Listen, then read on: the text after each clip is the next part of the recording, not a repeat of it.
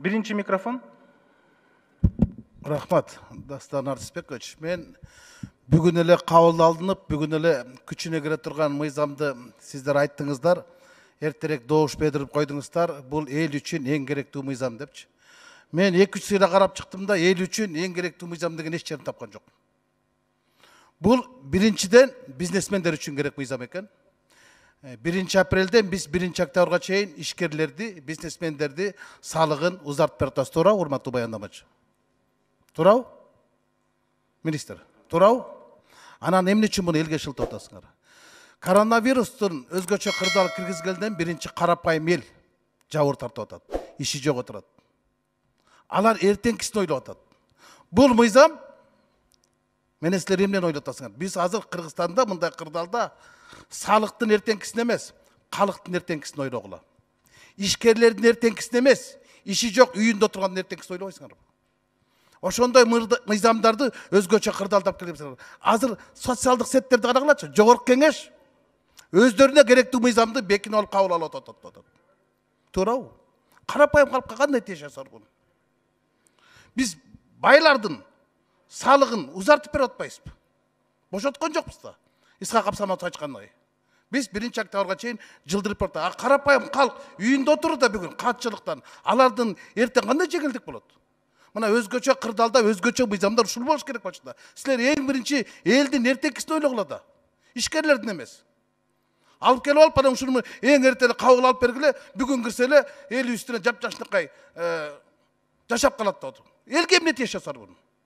Элге эч тиеш жок. Эл үйүндө жумушу жок отуру, эл үйүндө эчтекеси жок отуру. Чыныгы айтканда, каражаты калбай калган, азык-түлүк албай калган. Мына ошондой мыйзамдар жапкырыш керек болчу. Өкмөт башы өзү келиш керек болчу. А бүгүн силер капка шебеген салтырып, карматып койдуңар да, добуш бердирип алдырып койдуңар. Мен каршы добуш бердим. Ушул оюмду айтып коеюн деген. Рахмат Рыскелди Чындыбекович. Жооп бересиздерби? Мындай жооп бербейсиздерби? Өкмөт Эркин Шамшинович айтпайсыздар, бул мыйзам эмнеге? Мына бул мыйзам, урматтуу депутаттар, карасаңыздар, биз мына бүгүнкү күндө ишканалардын баары токтоп калды. Налог төлөнбөй калды. Бирок налоговый инспекция барып ишканаларга налогду төктөп кыйнаса, алардын иши токтобой иштебей жатса, алар эмнени төлөйбүз деп алар айтып атат. Ошондуктан бул мыйзамдын келип чыгышы 3 айга ошо ишканаларга биз жардам берели. 3 айга жылдырып туралы. Алардан налог алынбай турсун. Ошо ишканалардын негизинде, ошолордун төккөн салыктардын негизинде мамлекет кызматкерлери айлык алып атат, пенсия алып атат, жолдор салынып атат, мектептер салынып атат. Мынакей, демек ишканалар бар экен, ишкерлер бар экен, биздин бюджет топтолуп атат. Ушуну түшүндүрүп айтпайсыздарбы? Түшүндүрүп айтпайсыздарбы ушинтип? Мен жооп берип коеюн. Карапайым калк ошондон мынакей бүгүнкү күндө окатын көрүп атат, жашап атат ошонун негизинде. Бул ишкерлердин кайрылуусу. Азыр балдар апрель айынын, март айынын налогун төктөсө, алардын ишканасы жабык турса, кайдан төгөт? А бирок биз мыйзамдаштырып, ошолорго жеңилдик берип атабыз деп түшүндүрбөйсүңөрбү? Кош кетейин, Дастан Артысбекович. 4-чү микрофон. Урматтуу кесиптештер, Масалиев, өнүгүп келгенсиз. Биринчиден, Дастан Артысбекович, мен сизден сурап атам, өкмөттүн ордуна жооп бербей коюңуз. Анда сизди келиңиз, түштөн кийин өкмөт башчы кылып коелу, жооп бересиз. Биздин ордубуз, мен түшүнүп турам, күйгөнүңүздү мен түшүнүп турам, бирок булар өздөрү жооп берсин да. Мага суроо болуп калды. Жок, сизге эмес, бул. Мага бербеди, жогорку кеңеш эмне кылып атабыз деп. Мага суроо болду. Экинчиден, түшүндүрүп бериңиз, биз азыр баягы суроо жоопко токтотуп койдук. Бул мыйзамга ылайыктуу токтотуп койдукпу же жалпы ушул маселе боюнча? Добуш менен чечилди. Жок, мен түшүнүп атам, добуш менен чечилди, бул сиздин күткөн жооп да. А мен мисалы үчүн ушул мыйзам боюнча бул кезексиз мыйзам деп айтсак болобу, болбойбу? Ушул менен тагдыр чечилет деп айтсак болобу, болбойбу? Жок дегенде бир эки суроо берип алыш керек болчу да. Мен түшүнүп турам, суроо жооп менен. Сиз эми төрага катары сурансаңыз болот эле, кое тургула. Баары суроо берип алсын. Сурансаңыз болот эле. Анан сунуш келди, добушка коебуз деп токтотуп коебуз. Бул жаман адат болуп атат. Урматтуу кесиптештер, бардыгы Кыргызстанда болгон кемчиликтерге депутаттар жооп бербей болуп калды.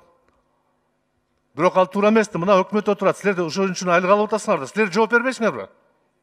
Кетпейсиңерби кызматыңардан? Биз 2 жыл мурда силерди бекиткенде премьер-министр баш кылып, Курамы бирөө да калган жок, жалгыз премьер-министр калды. А бул жерде бекиткенде ал киши эмне деп айткан эле? Ушул команда менен ийгиликтүү иштейм деген. Мына акыркылар бүгүн кетти. Кээ бирлер 2 жолудан кетип атат. Алыңар жетпесе кеткиле, тапшыргыла кызматтарды. Башка кишилерди алгыла. Комендатура боюнча канча сын пикир болуп атат. Ишкерлер, жеке жарандар боюнча канча сын пикир болуп атат. Кырдаал өзгөчө болуп турат. Бул жерде талашкан кереги жок. Биз башында айтып атабыз, жардам берели, бергиле мыйзамдардын долбоорун. Бюджеттин канча миллиард сом бөлүп берели, буудай алгыла, ун алгыла, тигин алгыла деп сурап атабыз. Силер болсо тактикалык бир мыйзам алып келип атасыңар. Биринчи микрофон. Рахмат, саламатсыздар, урматтуу депутаттар.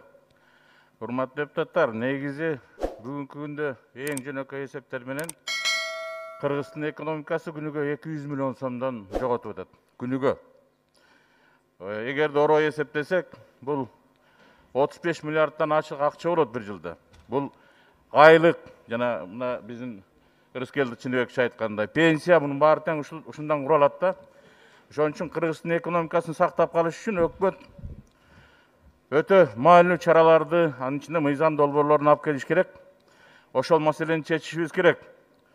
Эң минимум айтып атам 35 миллиард сом. Балким андан да көп жок болуш ыктымал. Эгерде ушундай темп менен улана берсе Кыргызстан, бүгүнкү кырдаалда Кыргызстанда. Ошон үчүн азыр биз элди тигиндей мындай деп бөлүп жарып кереги жок. Эл анан кийин ишкерлерде бөлүп жарганын өзү туура эмес. Баарыбыз бир эле багытта иш кылышыбыз керек. Ушул кырдаалдан бирдиктүү күч менен чыгып кетишибиз керек. Эгерде биз бөлүп жаруу менен иш кылсак, ал экономиканы өзгөртпөйт, алдыга жылдырбайт. Азыркы мен сөздөрдөн түшүнүп атам айрым депутаттардын. Элди бөлүп жарып, ошол эле элдин үчүн күйүп пишип калгандардын баары эл үчүн күйүп пишпагандай мамиле мындай сөз чыгып атат да. Бардык багыт өкмөт болобу, депутаттар болобу, ишкерлер болобу, баарыбыз тең жөн ошол ишканалар иштеген ишчилер болуп, баарыбыз биригип ушул кырдаалдан чыгып кетпесек экономикабыз өлөт. Вот ошол жөнүндө кеп болуп атат. Ошол багытта алып келген мыйзам долбоорлорду колдоп берүү жөнүндө кеп болуп атат. Эгерде булардын сунуш кылган мыйзам туура эмес болуп калса, эртең баштары менен жооп берет. Анткени эсеп чыгарып келген ушулар өкмөт. Алып келип сунуш кылып ушундай эле мыйзамдарды кабыл алып берсеңер, биз азыр кырдаалдан чыгып кетебиз деп аткандар ушул өкмөт. Ошон үчүн кандай деңгээлде ишеним кылышыбыз керек деп ойлойм да өкмөткө. Рахмат. 6-чы микрофон, урматтуу депутаттар. Пирматов Бирбол, урматтуу депутаттар.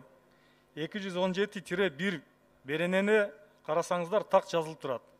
Евразиялык экономикалык бирлигине кирген мамлекеттерден импорттоодо жана жергиликтүү Кыргызстанда өндүрүлүп чыккан продукцияны реализацияда минималдык контролдук баадан төмөн сатуу айыппул салынат деп ташка тамга баскандай жазылып турбайбы?